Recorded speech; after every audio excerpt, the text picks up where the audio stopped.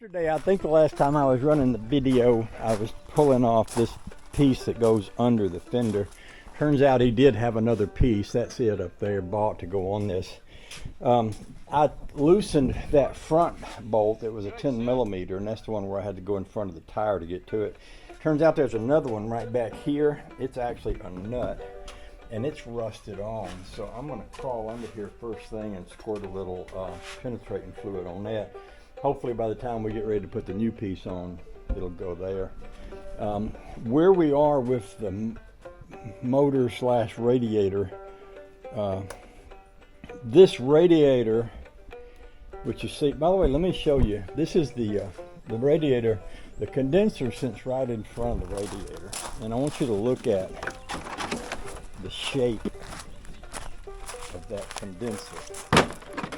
You notice how it's all wonky jawed? Well, the radiator is pretty much the same way, and oddly enough, the radiator didn't leak fluid, even though it was bent all out of shape like that. And getting it out of there is troublesome because it fits down in the slots on either side of the front of this thing. But the front of this thing is all crooked. We'll use the word wonky jawed. See how that leans over to the left? And so this radiator is in that, but it's all wonky jawed like that. And it had fluid in it. So yesterday, I can't get underneath this to, if there is a drain cock, I can't get underneath it to get to it because all this metal is bent up under there. And that's the metal part of the bottom of that frame. If you look at that over there, you see that big piece on the bottom?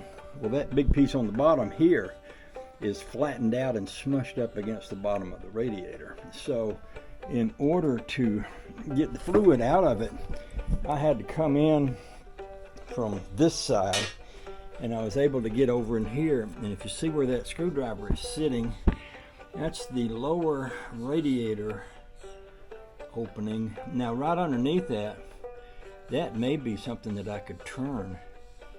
It would be a drain. I don't know, but I was trying to get that lower hose off, but maybe now that I can see that a little bit better. I had to take off. There was a big bottle of some kind of something. I think it was an air, part of the air system here, and there was some big rubber pieces that came all up in here, and I had to take all that out to see that. But once I get the fluid out of that, I'm going to be trying to get the radiator and the fan and this little fill tank out of there, and they're all connected together. And it's tempting just to, because I know I'm going to cut this out anyway, just to take a grinder and cut this thing here and over there.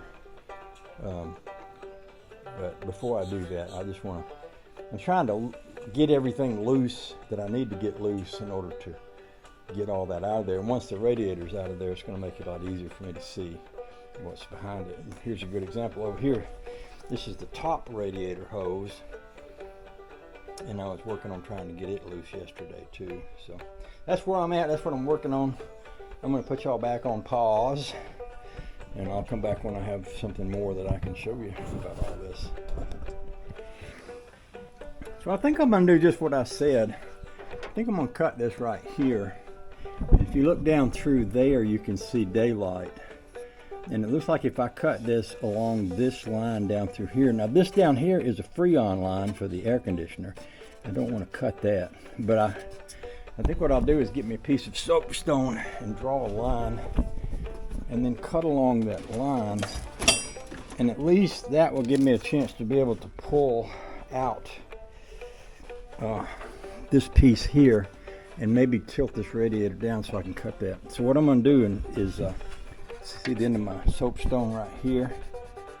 So I'm going to make a cut up through here about like this. And I'm going to make a cut right here. So basically, without getting my grinding wheel, see what I'm watching for is I don't want my grinding wheel to cut anything down in here. Like here's some electronic stuff, and this is air conditioning stuff, and this is water stuff, and there's all kinds of stuff in here that I don't want to disturb. But at the same time, if this wasn't here, I might be able to tilt that radiator around and get this off of it so that I can drain the fluid out of it. So I'm gonna do that. That'll give us some sparks. Sparks are always fun to look at. We like making sparks. Makes us feel impotent. Makes us feel big and impotent. Yes, indeed. Yes, indeed. I've got my little spark maker tool here. Sometimes I like to wear gloves when I make sparks. But this isn't a big cut. So maybe I can just make sparks here. Without stopping to put on my armor. Just a little sparks. Just a little sparks here.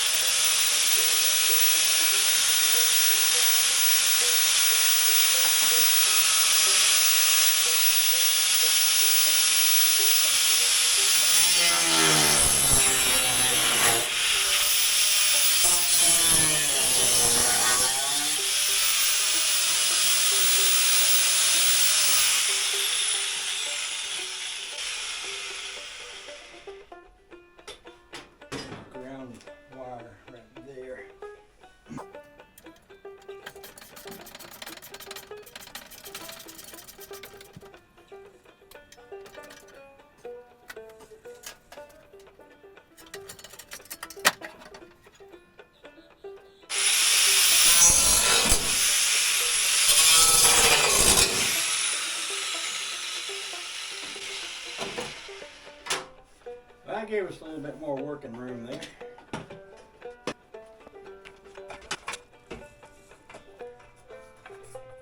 Hey, buddy.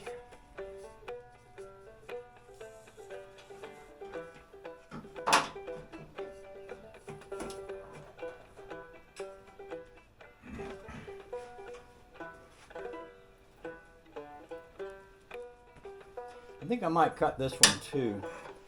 I need to move a lot of this out of the way before I can cut down here, but if I cut this off, I think I could at least bend this forward, which would allow me to get the radiator to lean forward, which would allow me to get my hand back in here and get this stuff loose. So we'll go with that.